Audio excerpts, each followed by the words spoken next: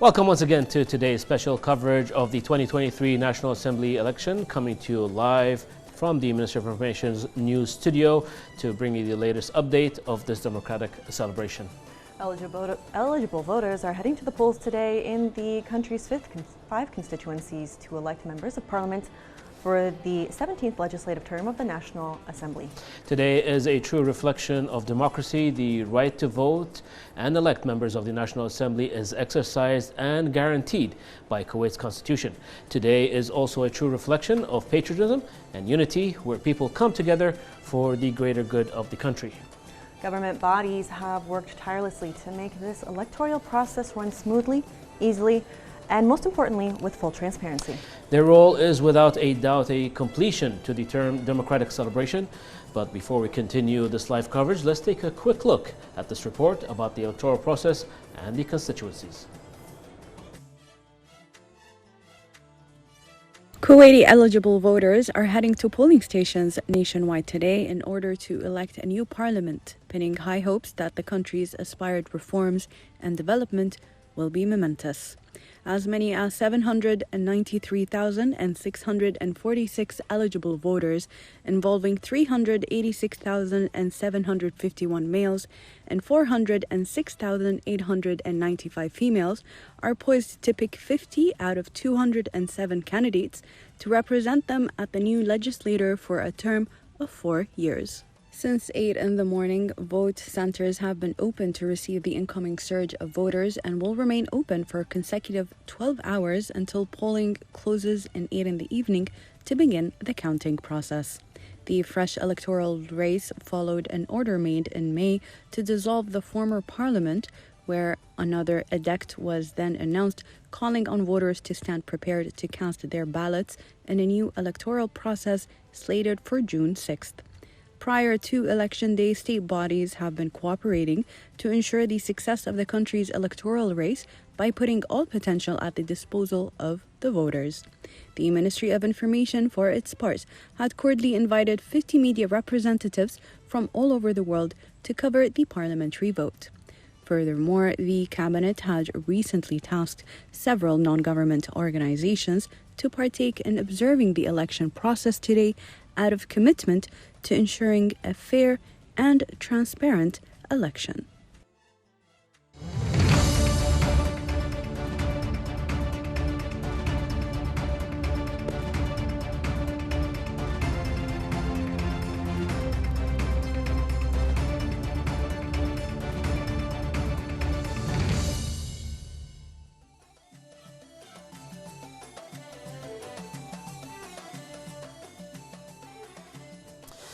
Welcome back. If you're just joining us, this is a special live coverage of the 2023 National Assembly election, where we're bringing you the latest update on this process. Joining me in the studio today is media researcher Dr. Rasha Daman to give us her insights on today's election. Welcome, Dr. Rasha. It's a pleasure having you here. Thank you. Dr. Rasha, what are the most prominent upcoming files and priorities that the Kuwaiti people aspire to achieve under Abdullah Salim Dome? Among the many issues and many files, I think the most important things is housing issues, and infrastructures reform, and also developing education and health service and utilities. Also adjusting the demographics. Moreover, I think also improving the standard of living and including the loan, trying to find a solution for the loan issues. Interesting. Dr. Rasha, there's no doubt that the challenges are daunting and the task is heavy for new MPs for the upcoming National Assembly. In your opinion, what are the challenges facing the National Assembly at the present time? Well, I think the most important things is restoring the confidence between the two authorities. New government, which include 14 ministers in its membership, and the legislative authority represented by the upcoming National Assembly. Do you think these challenges could be resolved easier if there was more, let's say, extending help between the two, legislative and in my opinion, I think by cooperation, trying to find ways to understanding each other, putting the interest of the country, I think they can make it. And probably fixing their vision on the actual Exactly. long-term goals. Let's move to another topic. Dr. Rasha, how do you describe the importance of Kuwaiti women's participation in the election, whether at the level of candidacy or being elected as member of parliament? Well, let me say a lot about this topic. I think in the information statistically and the authority of the civil information indicates that in 2023, this year, the population is 1,365,171 people. Population is include 687,692 females from all this population. So on the ground, statistically, it constitutes half of the society. Yes. And if we talk about her role in our development, she's playing a wonderful role in our society in developing the country. Also, in addition, before that, we cannot forget her role in the invasion of Iraq and the process of rebuilding the country after the liberation. So I think this by the electing process. Candidacy,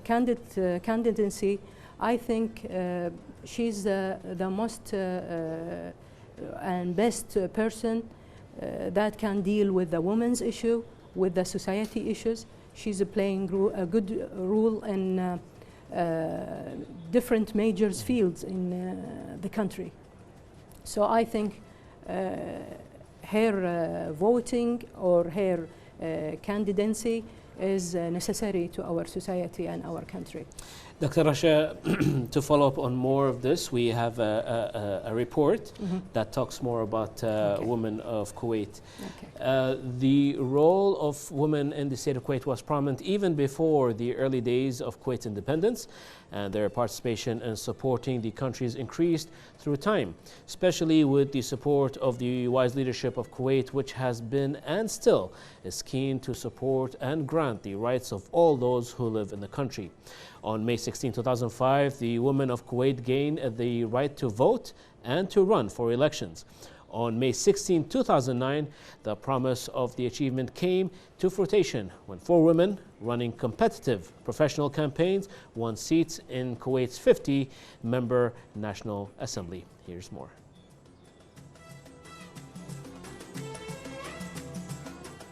On May 16, 2005, the women of Kuwait gained the right to vote and run for elections, where on May 16, 2009, the promise of that achievement came to fruition. 4 women running competitive professional campaigns won seats in Kuwait's 50-member National Assembly. A remarkable aspect of the victories of Masoum al-Mubarak, Salwa al-Jassar, Asil al-Awadi, and Jola Dashti was their margin of victory. All the 4 women were educated in the United States and hold doctorate degrees in either political science, economics, or education. Masoum al-Mubarak, a political scientist and former professor who served as Kuwait's first female minister, came in first among the 10 candidates winning seats in the 1st district. Salwa Al-Jassar, a professor of education at Kuwait University and head of a local NGO, took 10th place in the 2nd district, whereas Rola Dashti, an economist and the first woman to be elected chair of a professional association, was 7th in the 3rd district. Asil Al-Awadi, professor of philosophy and the woman whose 11th place standing in 2008, convicted many Kuwaitis that a vote for a woman would not be wasted, proved her point by coming 2nd a year later, also in the 3rd district.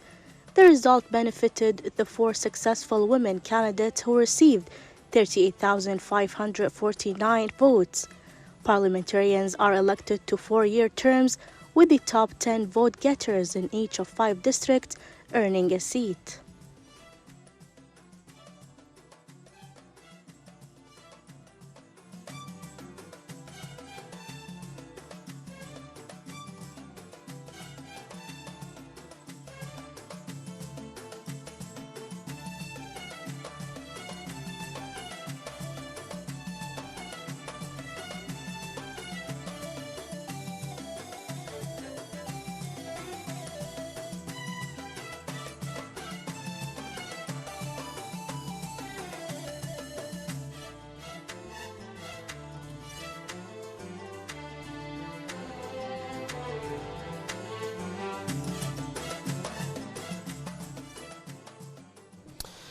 Welcome back. If you're just joining us, this is the special live coverage of the 2023 National Assembly election, where we're bringing you the latest updates on the process. Still with us in the studio is media researcher Dr. Rasha Al-Daman for more discussion. Dr. Rasha, would you please tell us how the democratic process is going and how it's affecting the entire voting process? Well, the democracy process, I think it comes from, let's say, 60 years. We gain a lot from the democracy process, starting from the Duwaniya, which is, I think, the Council of Men for consulting and discussion. I think this is the first point for parliamentary experiments, and then we transfer it to formation of the Shura Council, which is in 1921. And then we move to Municipal Council also in 1930. And then we get the Constitutions of Kuwait, which is a significant print in our history. And on the other hand, also we have the National Assembly, which is the first one in 1963. And then we get 50 members from or among 205 candidates at this time. So we gain a lot from this democracy, even when we return the parliamentary life after the liberation of Kuwait. Also, Dr. Rasha, would love to know your opinion. Can you tell us about the role of social media to raise awareness for voters as well? Well, I think social media now is playing a major and important, vital role in our life, not just about gaining or taking learning. Every single details in our life now, it comes in social media. Meanwhile, even it provide information in general, and political information particular, and also it provides the coming update news, ease and speed obtaining information. All of these increase the awareness and perception of the voters. I think it's shaping also the attitude of the voters. On the other hand, they can know the comments or the other opinion by receiving comments about every piece of news or photo or tweet. So I think it's play a vital role in our life now. As you said, especially with social media, the fast pace of getting the information right in your hand, wherever you are. But also there's a thin line of having a credible source of information, which everybody needs to be aware. Yeah, that's why, sorry to interrupt you, that's why I recommend and I advise the voter, especially at these events in our life, to get the official information from the authorities, websites, or their account, official accounts in social media. So not getting any information, maybe it's going to be false, or it gives you changes your opinion and changes your belief in a specific issue, especially when there is continuous news out there, especially during the parliamentary election and the voting process. Sadly, some people do not know how to get the credible information from. Exactly. That will be the credibility is very important in this electoral process today. Doctor, I would love to sit with you and talk more about this. The social media is playing a vital role. We've seen it for the past couple of years. It's actually shaping different opinions. Most people now, they just go for the phone to get the information. No more newspaper reading and following the news, which we all do through TV and radio. Before we continue, let's check out this short report about the preparation of the ministries and state institutions for a successful National Assembly election. Stay tuned.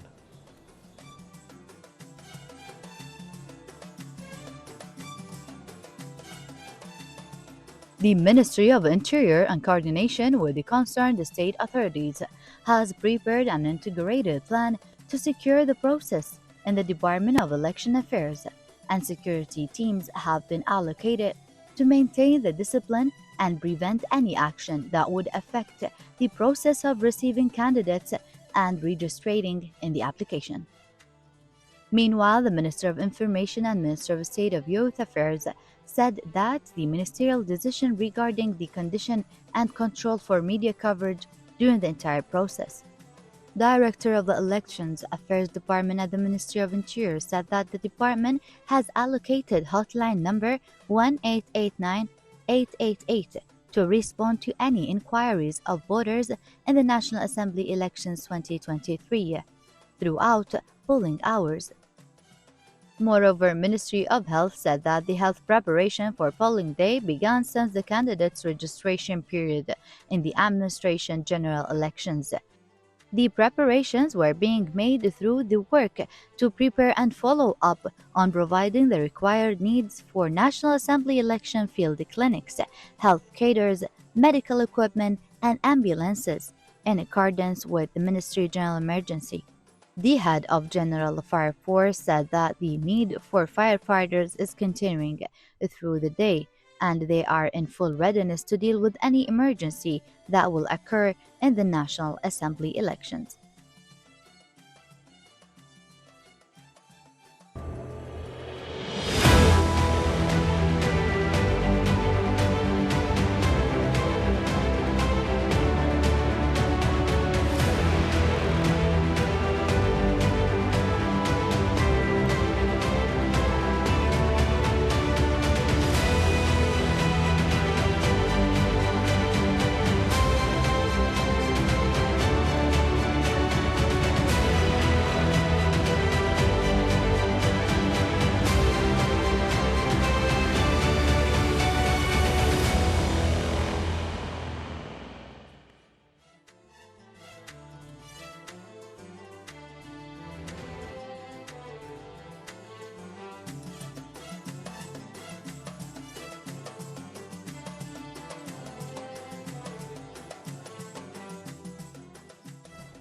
Welcome back to all our viewers to this live coverage of the 2023 National Assembly elections. Today our correspondents are joining us live throughout the country at different constituencies to give us an update of what's happening at the polling stations. We have with us in the 2nd constituency our correspondent Sindus Al-Faraj, in the 4th constituency our correspondent Ali Al-Gabandi, and in the 5th constituency is our correspondent Abdul Latif Al-Anizi. Thank you all for being with us today.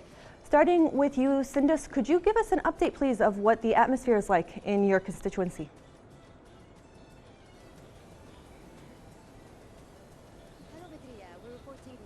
In Abdullah Ibn Mas'ud High School for Boys, and which is located in Doha. And as you see, everything is going smooth, and the organization are working so hard to make this a way to remember an amazing National Assembly.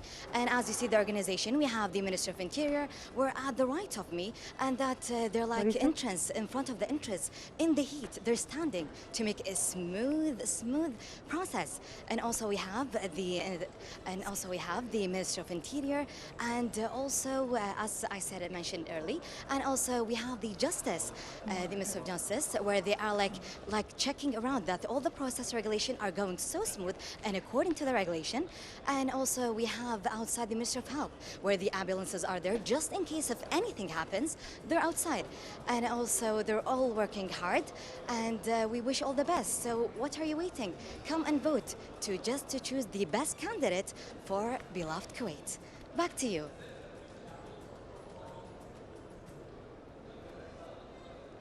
Thank you, Sindus, for that update. Going now to Ali. Ali, can you give us an update on what the atmosphere is like in your constituency at the moment?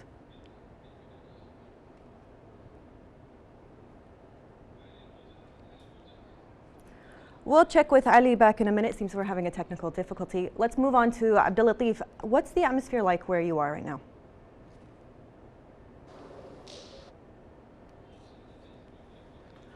We'll move on to Mohammed Al-Jasmi, who's joining us from the 1st constituency. Mohammed, how's the environment around you right now?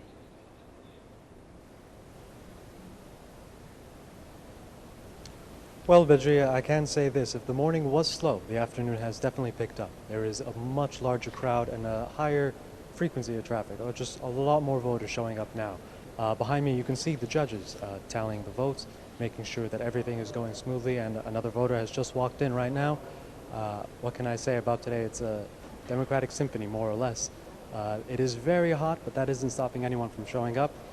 The elderly made a good choice showing up early before the noon heat kicked in. But as for the numbers, I can tell you that we've crossed the halfway point here at the Mughira bin Nawfal Middle School for Boys in Selwa.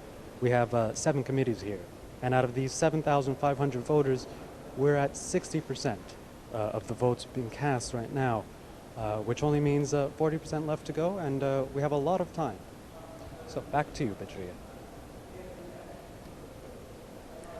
Thank you for that update, Mohammed. We'll move on now to Ali Al-Gabandi. Ali, can you give us an update of what's going on in your constituency at the moment?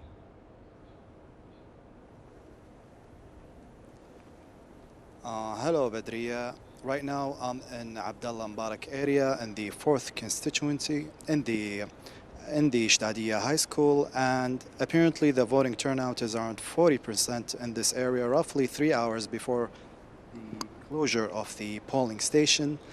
So far there has been a cooperative atmosphere between all government agencies and voters and candidates, and also volunteer groups. The Ministry of Health recently stated that there is no medical emergency in all districts and areas of Kuwait during this voting process, and the Ministry of Interior is also providing its security members, and the Ministry of Justice is always present as usual with its judges and judicial staff to ensure the transparency and to make it smooth and a nice democratic process. Back to you, Badria.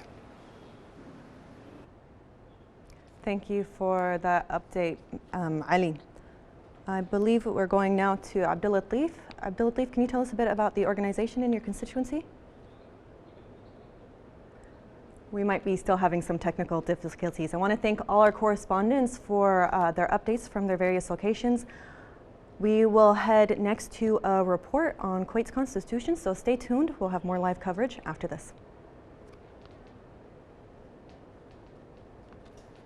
Well, welcome back. We just saw our colleague Badria trying to get through to our correspondents. We'll still try to get them through throughout this hour, but we'll continue with our guest here in the studio, Dr. Rasha. Rasha, what do you think is expected, or the Kuwaitis expect from the upcoming parliament, in your opinion? I think the most important thing is cooperation between the two authorities. I think coordinating, trying to have ways to understand each other, having a patience to solve all the files and the issues that Kuwaiti people looking forward to solving these issues and files. Even we can make like formation by formation coordinating committee to coordinate between these two authorities. I think this is the most important thing. All the people now looking forward to get solutions for all files are been waiting for a long time. And speed up the wheel exactly. of development. Exactly. And actually, like we said earlier in the beginning, our democratic process is something of being patriotism about it, that we are involved, we can make things happen. So it's all about us to go out and vote so we can see changes in the upcoming. Exactly, and I mean, and I think you agree with me that we should achieve the Kuwait vision for 2035. Yes. Yes. This, it cannot be just coming like this. It exactly. should be, there is more works, more legislative work, exactly, laws, everything exactly. to build the infrastructure. Exactly. We sure hope so. Dr. Rasha, before we conclude and let you go, I would love to hear your views, if you would like to share with our audience about this democratic process. I think the electoral process is very important to our country. We should put the interest of the country as the top of our priority. I hope that all voters will participate in this process and choose well, choose the best to have a good and significant works in the upcoming National Assembly. Inshallah. Inshallah. Media researcher Dr. Rasha Al-Daman, we appreciate your input, and we thank you for joining us here at Kuwait News Studios. Thank you very much. Let's take a short break, and we'll be right back with more on the special live coverage of the 2023 National Assembly election. Stay tuned.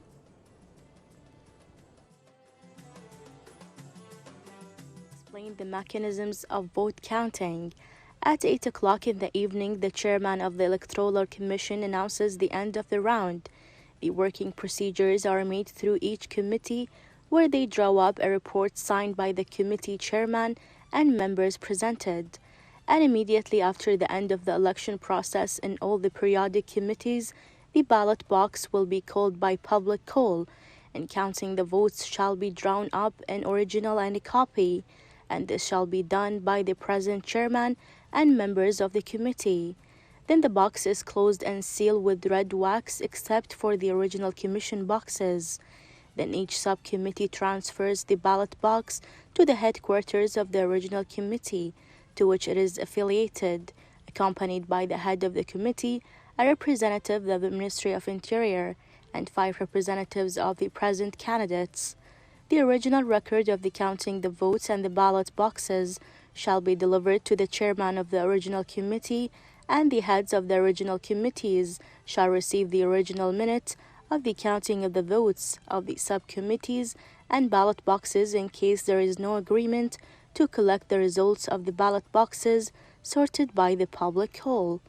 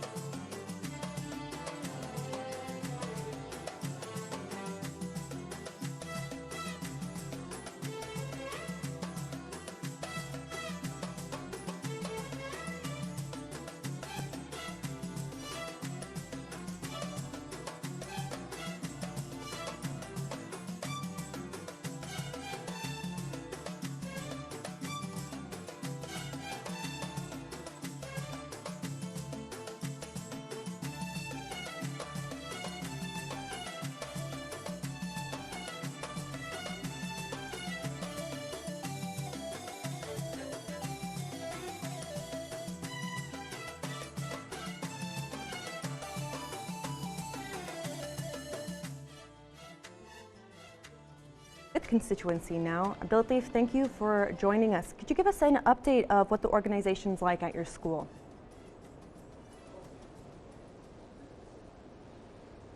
Yes, this is Mohammed Leblouchi, and we are at the Media Center in Kuwait City. As we have noticed earlier in the morning, all the press it seems we're still having some technical difficulties. We'll move on now to our correspondent at the Media Center, Mohammed Leblouchi. Thank you so much for joining us. Could you give us just an understanding of what's going on at the Media Center and the role that it plays in today's big events? Everyone is attending since the early morning at the press conference here, and all the press from different countries are attending here. And let's not forget the efforts of the Ministry of Information, and they're using all of their tools and with full capacity. We can see the camera crew, the directors, the producers, and the reporters, and everyone related to the work for the elections of 2023, just to make it successful and reaching to everyone who's watching at home or anywhere through Kuwait TV. Thank you. Thank you to our correspondent Mohammed Leblouchi, who's stationed at the Media Center. Now we'll check in with Abdellatif. Abdellatif, tell us about the organization in your constituency.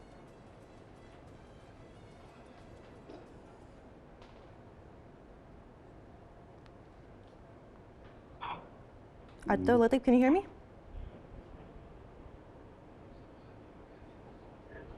Hello.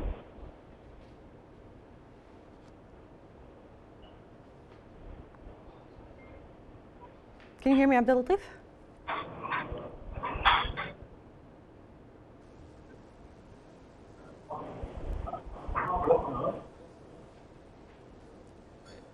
We're still having some issues, it seems. Bear with us. We will take a quick break and give you more coverage in a minute.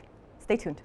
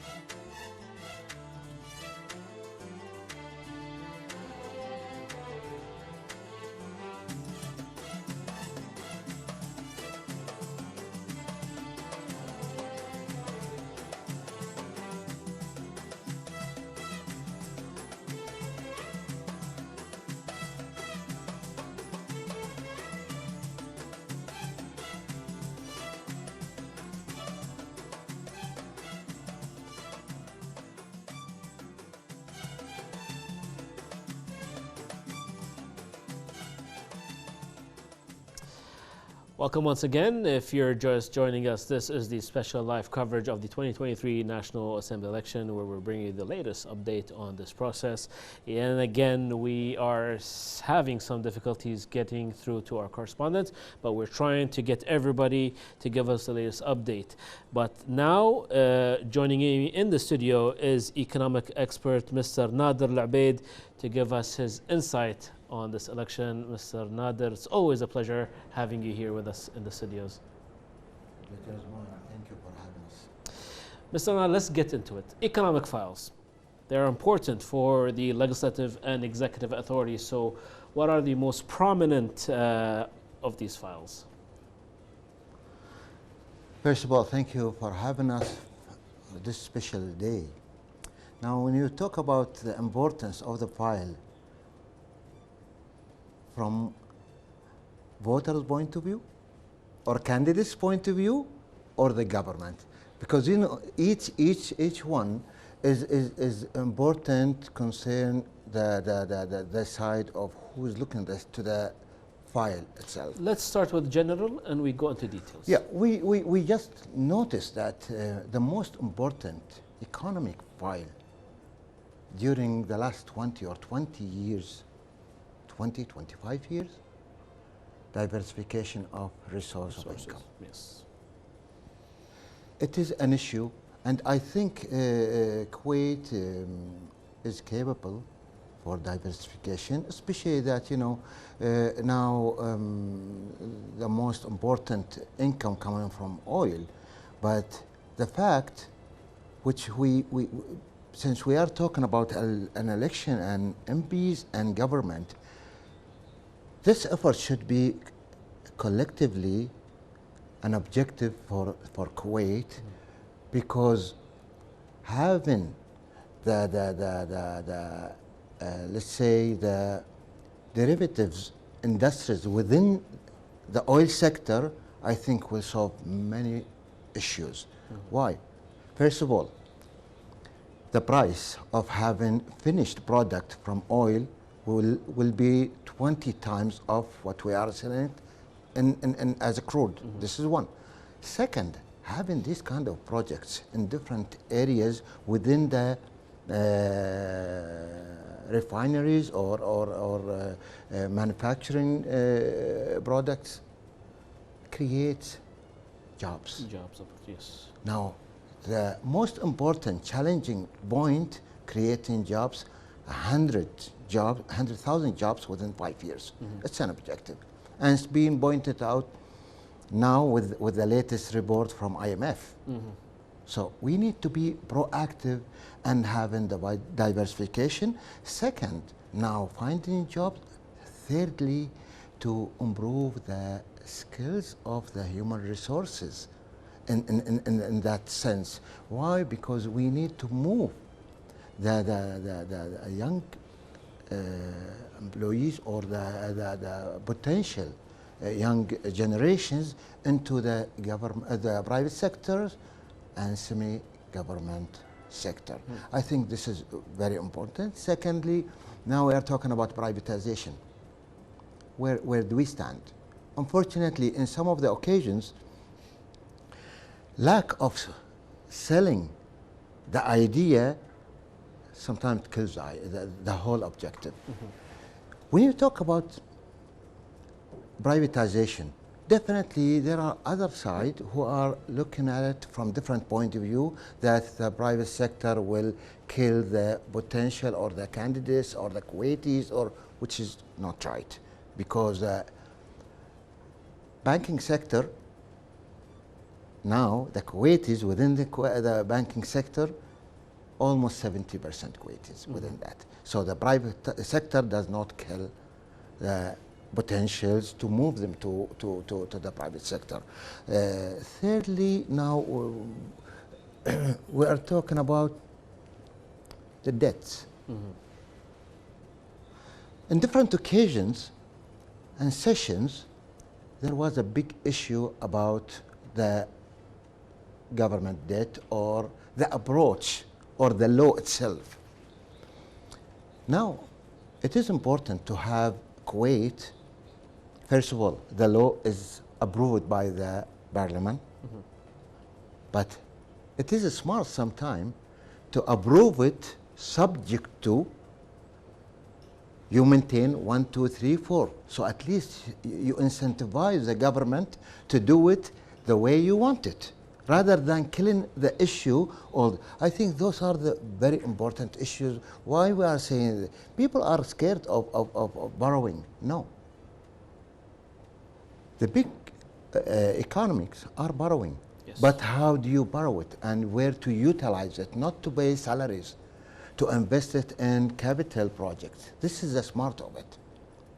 So I think you know, these objectives should be considered from both sides, because I think this will improve the situation overall as economic wise. So in your opinion, what you just mentioned, these files are bothly shared by the legislative and executive branches, but it's more of the legislative side to actually fulfill the executive vision and come up with the laws to support all the rest of the sustainable development, extra income, and so on. Is that correct? Yeah, that's right. Now, since we are talking about sustainability,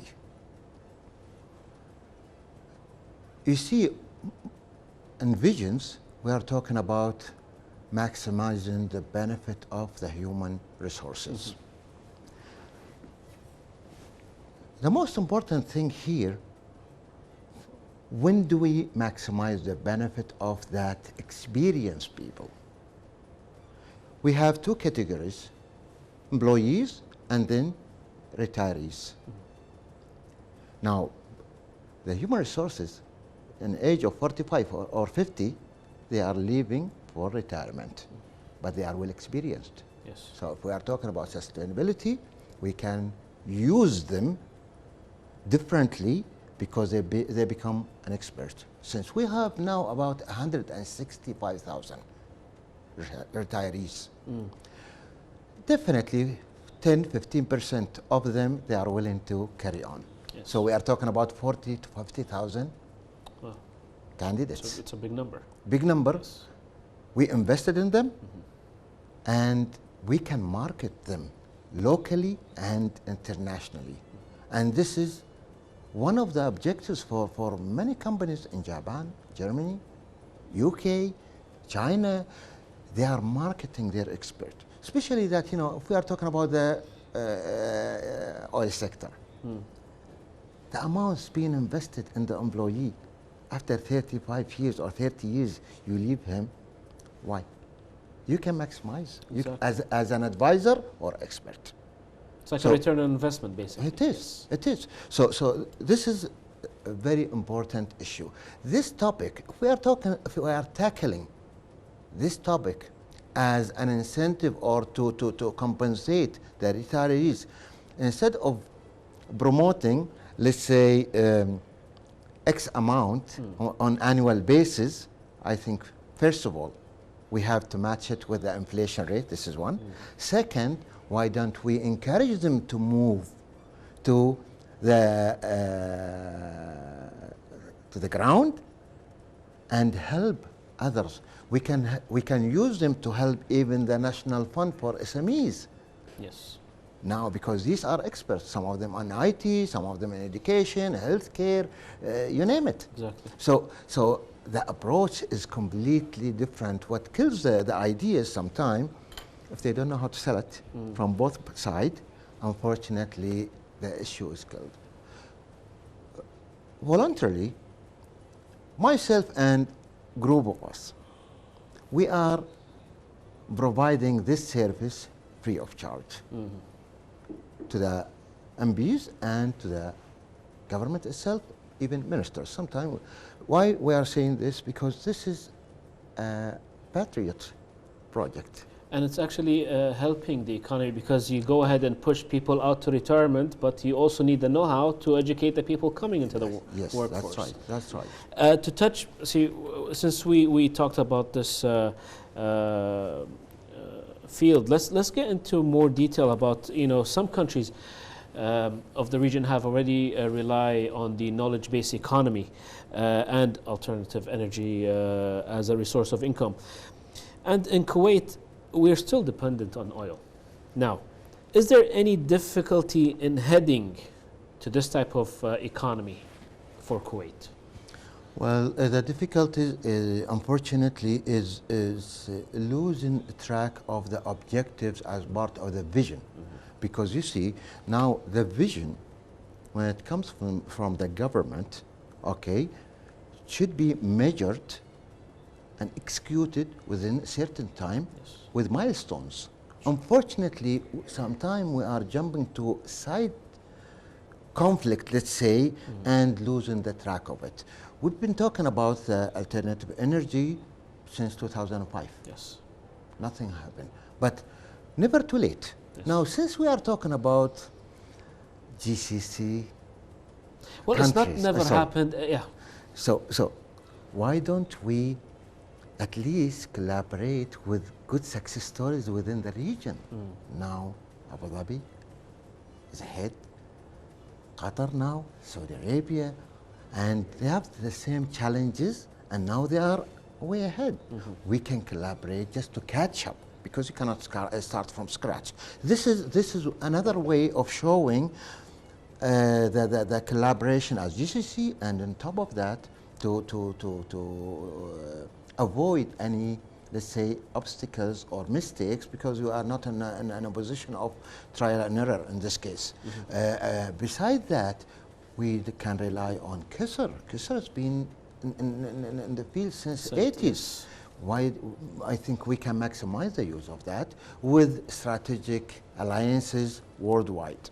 Sorry to interrupt. No. You're the expert. You're giving us the insight for everyone to see, because we need to understand as people, especially during now the democratic process of people going and voting. They need to understand how the whole economy works, the legislative and the executive branches work in Kuwait, and some people say, why isn't there much more development? Well, there is development, but everything is related to another, and they need to, like you said earlier, focus on the vision and actually start to implement what needs to be done in a certain time frame. I would love to also, since we're talking about economies and potential growth. Now, a few days ago, a major move happened with the Kuwait Investment Promotion Authority announcing Google in Kuwait. Now, let me hear your opinion about this, and how does it help? Well, first of all, there was talk from the government to have kind of an arrangement, contractual arrangement with Google. This is an issue. Now, Google is coming by themselves through KADIBA, which is a foreign investment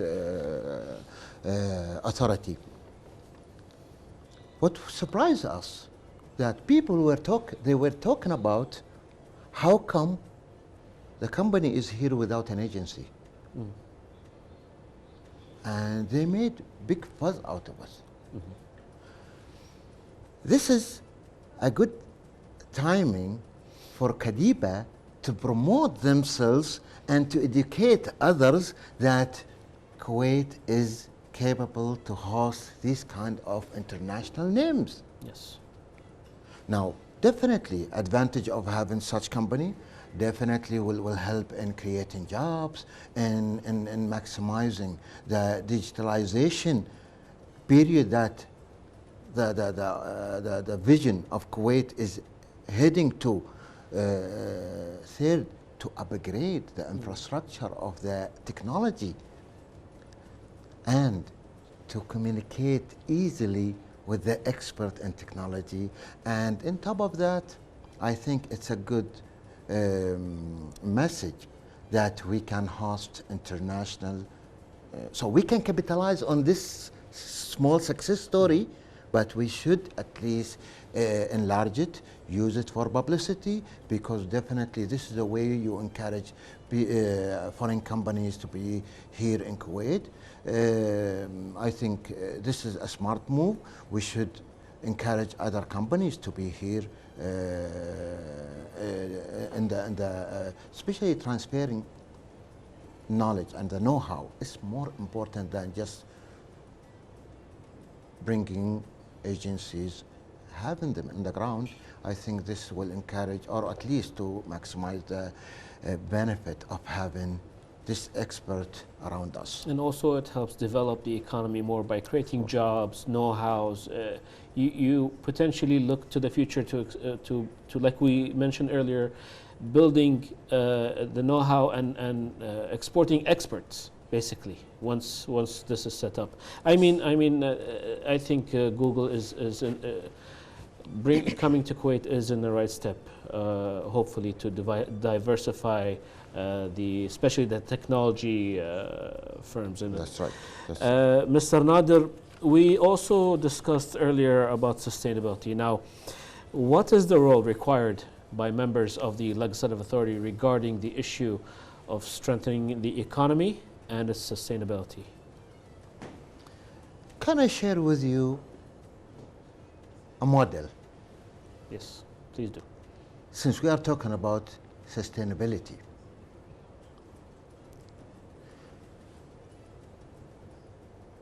Public Institute for Social Security, they are specialized in insurance and this kind of.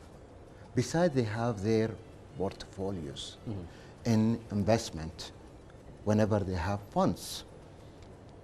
Why don't we create vehicles with their contribution to maximize the benefit of the expert along with KIA? Why we are saying this? Because this model is supervised by governments usually, okay, and having them, let's say the 10% or the 20%, which we are talking about 30, 40,000, huh? Yes. This way, I'm selling the idea of even the voters by introducing this idea and encouraging strategic partners to do that.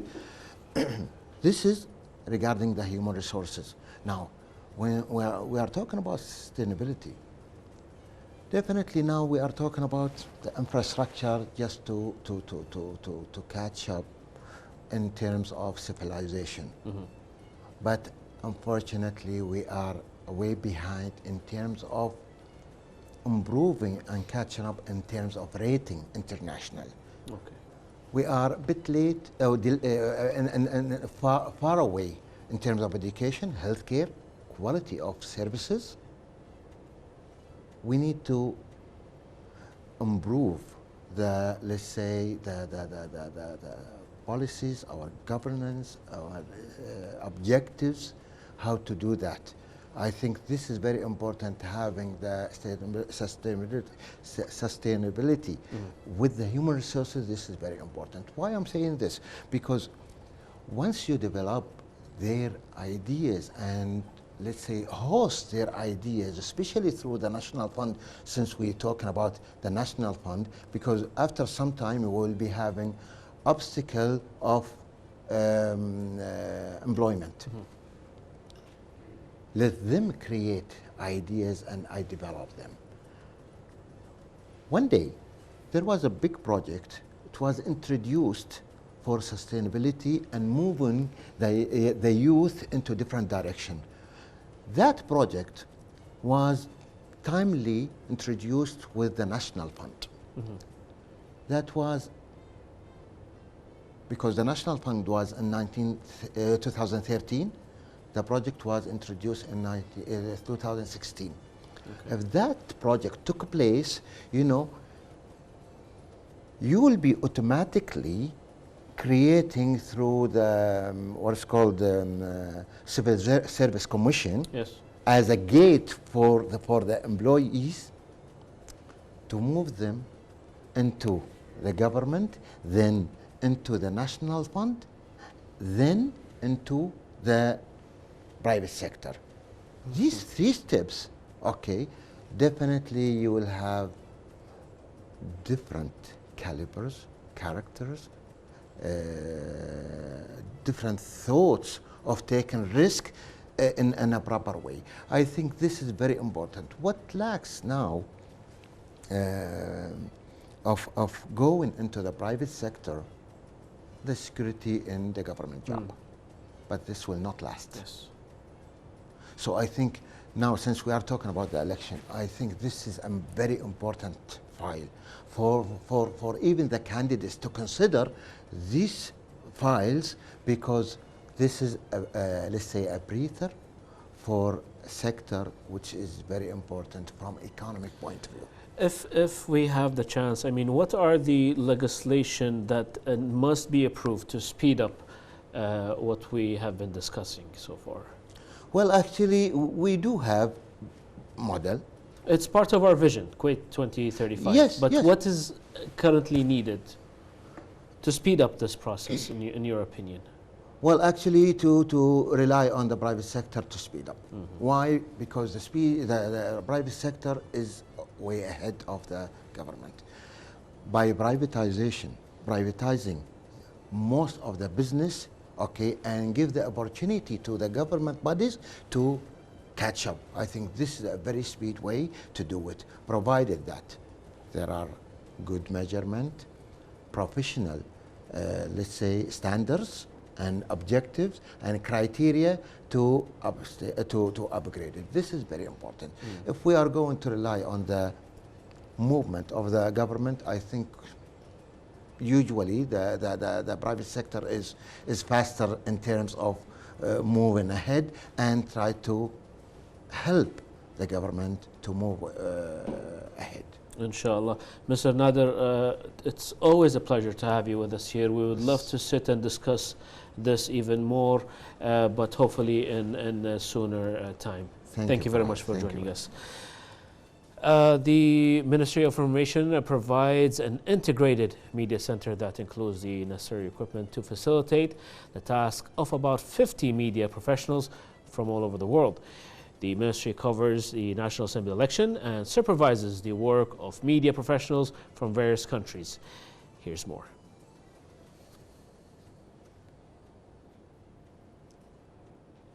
The Ministry of Information provides an integrated press center that includes the necessary equipment to facilitate the tasks of about 50 media professionals from all over the world. Media professionals from Gulf, Arab, and foreign states start today covering the democratic experience in Kuwait for the National Assembly elections for the 17th legislative term. In preparation for the elections, which bear the slogan, "Correcting the path is everyone's responsibility," the center was provided with electronic devices, cameras, and other equipment that contribute to helping media professionals to perform their duties. Journalists headed to the polling stations in the 5 electoral districts to see closely the course of the electoral process and cover it. The Media Center of Nation 2023 will also supervise the work of media professionals and journalists with the aim of facilitating their media mission to deliver the Kuwaiti democratic scene in the best way possible.